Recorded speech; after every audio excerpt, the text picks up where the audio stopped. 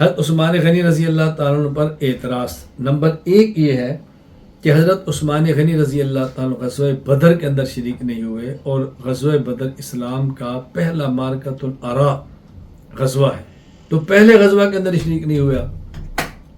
بات یہ نشین فرما لیں، غزوہ میں شرکت کی 2 صورتیں ہیں۔ نمبر 1، انسان خود میدان جنگ میں ہو۔ نمبر 2، میدان جنگ میں نہ ہو بلکہ امیر کی ہدایات پر اور امیر کے حکم سے کسی خدمت پر مامور ہو، اس کو بھی اسی جنگ کے اندر ہی شمار کیا جاتا ہے۔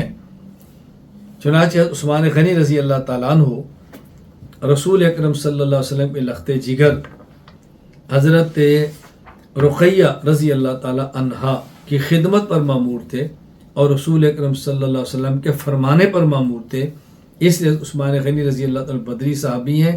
نبی کریم صلی اللہ علیہ وسلم نے حضرت عثمان کو بدری صحابی شمار کیا ہے، اور بدری صحابہ کے لیے جو اجر کا وعدہ ان کے لیے بھی کیا ہے، اور بدری صحابہ کو جو مال غنیمت دی عثمان غنی کو حصہ بھی دیا ہے۔ تو یہ بدری صحابی ہیں، یہ کہنا کہ بدری نہیں تھی یہ غلط ہے۔ ہاں، عثمان غنی خود کو پیش نہ کرتے تو بات اور تھی، آپ نے خود کو پیش کیا ہے، لیکن رسول اللہ صلی اللہ علیہ وسلم کے ذمہ لگایا کہ تم رقیہ کی خدمت کرو، یہی تمہارا غزوہ ہے۔ اللہ کے نبی نے متعین فرما دیا، نبی پاک، یہ لفظ نہیں ہے حدیث پاک میں عرض کر رہا ہوں، میں سمجھانے کے لیے کہہ رہا ہوں کہ نبی پاک صلی اللہ علیہ وسلم نے حضرت عثمان غنی کو اپنے ساتھ بدر کی جنگ میں شریک کرنے کی بجائے اپنی لخت جگر حضرت رقیہ جو عثمان کی بیوی ہے ان کی خدمت پر معمور فرمایا، اور پھر ان کو بدری صحابی بھی قرار دیا، اجر کا وعدہ بھی کیا، اور بدری صحابہ کے برابر ان کو غنیمت بھی دی ہے۔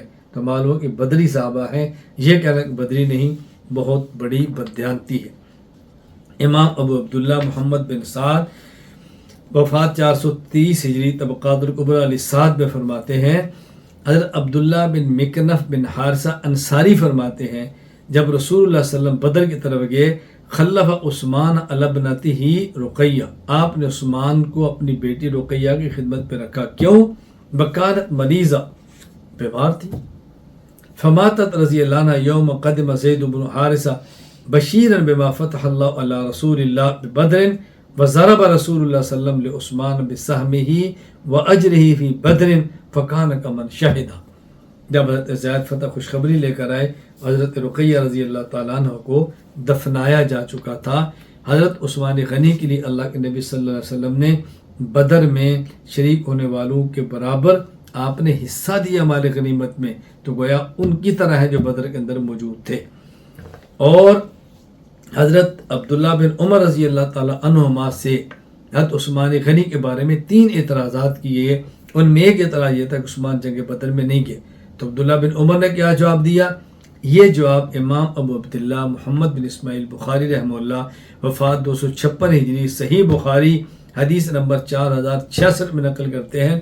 عبداللہ بن عمر فرمانے لگے، اما تغیب عن بدر، یہ جو بدر میں نہیں تھے، فإنه كان تحته بنت رسول اللہ، ان کے نکاح میں پیغمبر پاک کی بیٹی تھی، بکانت مریضہ، اور یہ بیمار تھی، تو رسول اللہ صلی اللہ علیہ وسلم کو فرمایا، ان لک اجر رجل ممن شہد بدرا وسہما، اے عثمان تمہیں ہر اس شخص کی طرح اجر ملے گا جو غزوہ بدر میں شریک تھے، اور تمہیں مال غنیمت میں حصہ بھی دیا جائے گا اس آدمی کی طرح جو بدر کے اندر شریک تھا۔